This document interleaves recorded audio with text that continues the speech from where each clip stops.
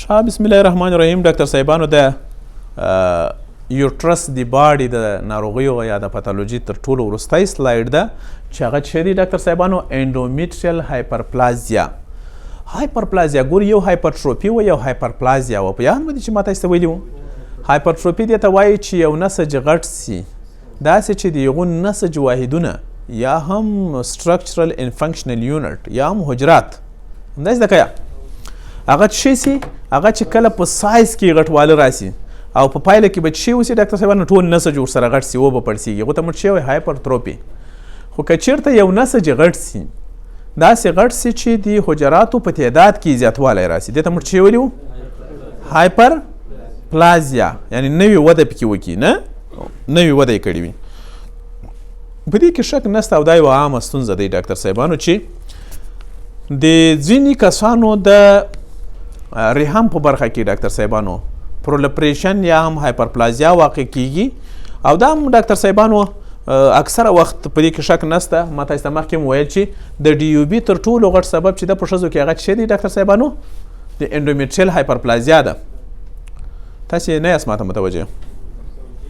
که تاسې فکر کړی ما تاسو ته د انډومیټریم په ناروغۍ باندې چې بحث کولی او لومړی مې درته ډي یو بي ویل ډسفنکشنل یوټرین بلیډینګ، او درته مې وایي چې ډسفنکشنل یوټرین بلیډینګ هغه چاته ویل کېږي چې هغه کېدای شي چې مینسس په وخت کې حتی یا هم د دوه مینسس په منځ کې غیر نارمل د وینې جریان مثلا له وجینا څخه جاري سي، دې ته موږ ډي یو بي وایو. نه د دې اصلي پاتولوژي کلیر نه و، خو تر دې کې هم شک نشته چې دا کېدای شي د یو کمپلیکیشن په ډول سره د ډي یو بي رامنځته شوی وای. خو په دې کې شک نشته د ډي یو بي تر ټولو غټ سبب چې دغه څه دی ډاکټر صاحبانو؟ انډومیټریل هایپرپلازیا و. ما په یوه ځای کې هم تاسو وویل تر ټولو غټ سبب چې د ډي یو بي ده ډاکټر صاحبانو هغه د انډومیټریل هایپرپلازیا ده. صحیح سو ډاکټر صاحبانو؟ ښه، په هر صورت سره له دې چې ډي یو بي یو کلینیک ده ډاکټر صاحبانو. صحیح سو؟ یعنې موږ تاسو داسې ویلی سو چې ډي یو بي یو کلینیکي حالت ده. مثلا ناروغ راځي تا ته شکایت کوي چې مثلا زه غیر نارمل وینه لرم، په داسې حال کې چې انډومیټریل هایپرپلازیا بیا چې د یو پاتولوژیک حالت ده چې دا بیا څوک معلوموي؟ یو ډاکټر یې معلوموي. ځکه د ډي یو بي تر ټولو غټ سبب چې ده هغه د انډومیټریم هایپرپلازیا ده ډاکټر صاحبانو. صحیح سو؟ دا د مختلفو وجو څخه رامنځته کېدای شي. هایپرپلازیا کېدای شي چې تر ټولو غټه وجه چې وي استروجنیک سټیمولیشن وي ډاکټر صاحبانو، په کوم کې چې د پروجسترون سټیمولیشن نه وي، لکه ما چې مخکې ورباندې بحث وکړو. په خاص توګه سره په ځینې ناروغیو کې دغه پیښه لیدل کېږي، لکه مثلا سټین لیوینتل سنډروم. سټین لیوینتل سنډروم څوک یې پیژني؟ په سټین لیوینتل سنډروم کې اکثره وخت انډومیټریل هایپرپلازیا واقع کیږي. یعنی انډومیټریم څه شی کوي؟ هایپرپلازیا کوي، پنډواله کوي. دا څوک پیژني؟ دا ټول یې پیژني، باور وکړئ دا ټول یې پیژني، خو په بل نامو.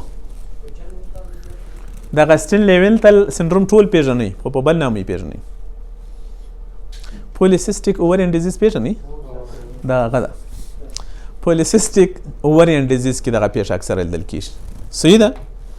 په پولیسیسټیک اوورین ډیزیز یا سټیل لیوینتل سنډروم چې دی ډاکټر صاحبانو په دغه وخت کې اکثره وخت انډومیټریم څه کوي؟ هایپرپلازیا یې کړې وي.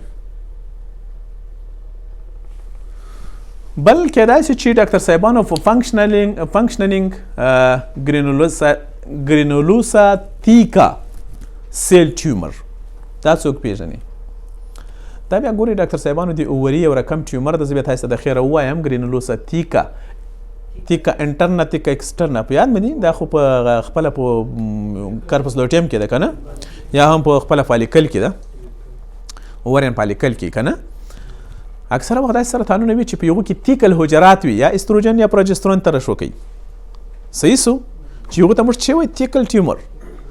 او داسې سرطان چې په ځین کې ګرینولوسا یعنې ګرینولومون هم پکې لیدل کېږي او دغه تیکا حجرات هم پکې لیدل کېږي، چې یغو سرطان ته موږ ته څه وایي ډاکټر صاحبانو؟ ګرینولوسا تیکا ټیومر ورته وایي.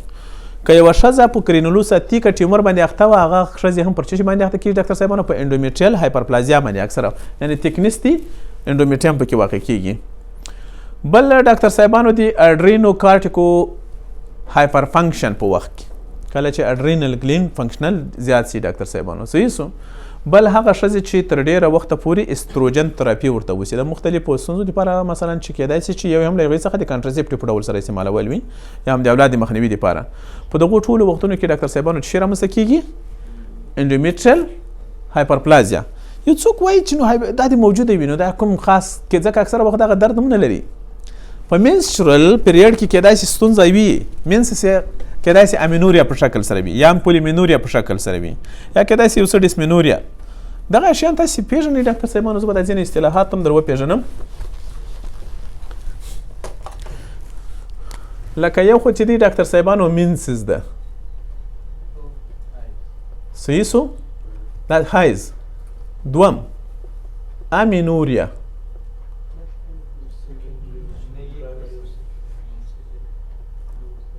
امینوریا څه معنی؟ چې کم وي منسز نه وي، یعنی وخت یې زیات شي، تر اته عموما تر یوې نیمې میاشتې یا هم تر 15 ورځو چې زیات شي هغو ته امینوریا ویلی شي. صحیح سو. بل شی دی ډاکټر صاحبانو پولیمینوریا. آفرین. پولیمینوریا څه معنی؟ دا معنی چې وخت مثلا په 15 یعنی دا معنی چې پیریډ یې لنډ شي، په هر 15 ورځې بعد مثلا هر 12 ورځې بعد ښځې ته منسز ورځي، دې ته پولیمینوریا وایي. صحیح سو. بل چې دی ډاکټر صاحبانو څلورم چې دی هغه اولیګومینوریا ده.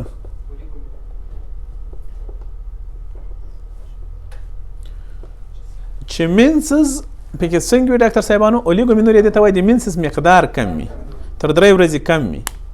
صحیح سو. دې ته څه وایي؟ اولیګومینوریا ورته وایي. او پنځم چې دی ډاکټر صاحبانو مینوراجیا ده.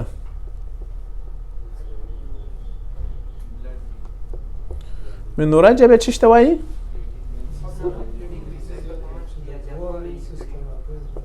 چې د منسز مقدار زیات وي، مقدار زیات وي، مقدار مثلا تر ورځې 4-5 کوټې څخه زیات اخلي. دې ته څه وایي ډاکټر صاحبانو؟ مینوراجیا ورته وایي. بل چې دی ډاکټر صاحبانو ډسمینوریا ده.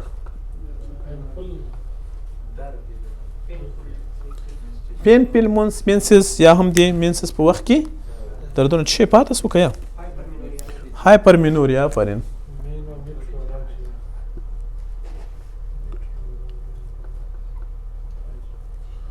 هایپرمینوریا بیا مثلا دې ته وایي ډاکټر صاحبانو چې تر 11 ورځو پورې تر فکر کوم داسې وي، وخت زیات وي، مثلا یو داسې وي چې مقدار پکې زیات وي، دې کې کوم هم ورځې زیاتې وي. هایپرمینوریا. Anyway, I am not gynecologist. ښه درد لمن سره چې درد وي. ښه نو ډاکټر صاحبانو دغه یو خبره په یاد لرئ چې ولې زه په دې کې ډېر انټرسټ یم، یعنی چې تاسو ته چې در وپېژنم اندومیټریل هایپرپلازیا در وپېژنم. ولې دغه موضوع ډېره لازمه ده په پاتالوژي کې؟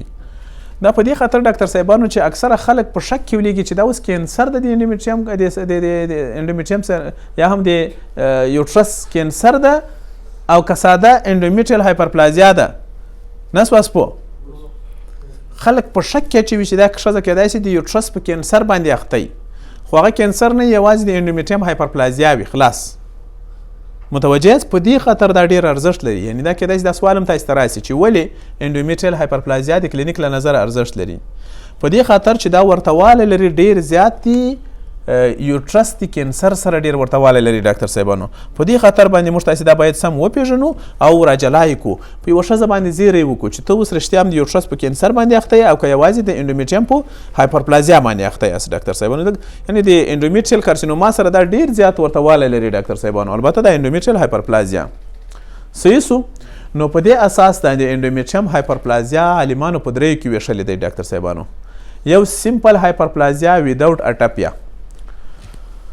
داسې هایپرپلازیا ډاکټر صاحبانو وي په اندومیټریم کې چې اټیپیا نه ټول حجرات ګلینډولر هایپرپلازیا وي. مثلا اندومیټریم د ډاکټر صاحبانو هایپرپلازیا یې کړې ده. صحیح سو. خو حجرات یې ډاکټر صاحبانو ټول یو رقم دي، یو رقم حجرات دي. دې ته څه وایي؟ اټیپیکل یا اټاپیا نسته پکې، حجراتو شکل یې یو رقم دی ډاکټر صاحبانو. صحیح سو. وسپي. بل چې د کمپلیکس هایپرپلازیا ویداوټ اټاپیا، په دې کې هم اټاپیا نه وي ډاکټر صاحبانو، هایپرپلازیا یې کړي، خو هایپرپلازیا یو څه مغلقه یو څه پیچلې وي چې دې ته بعضې خلک کمپلیکس نن اټاپیکل هایپرپلازیا هم وایي.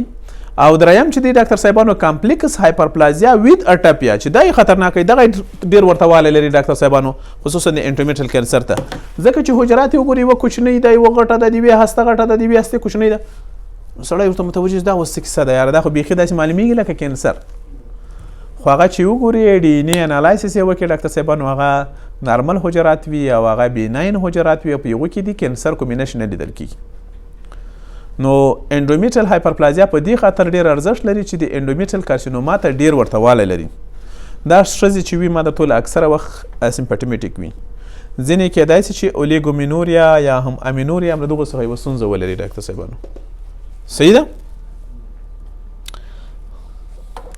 تاسو ته معلومیږي ګورئ ډېره زیاته هایپرپلازیا یې کړې ده داخلي رتن کړی طبعا په دې کې انفرټیلیټي واقعي وي ډاکټر صاحبان دغو ښځو اولاد نه کېږي وخت ناوخته نس دردونه لري ایریګولر مینسس لري ډاکټر صاحبانو او دغه نور ستونزې چې ما تاسو ته مخکې یادونه یې وکړه لري د له ځانه سره راتلونکی درس په وید اخره د موږ تاسې د انډومیټیم د برخې سرطانونه سټاپ د ویډیو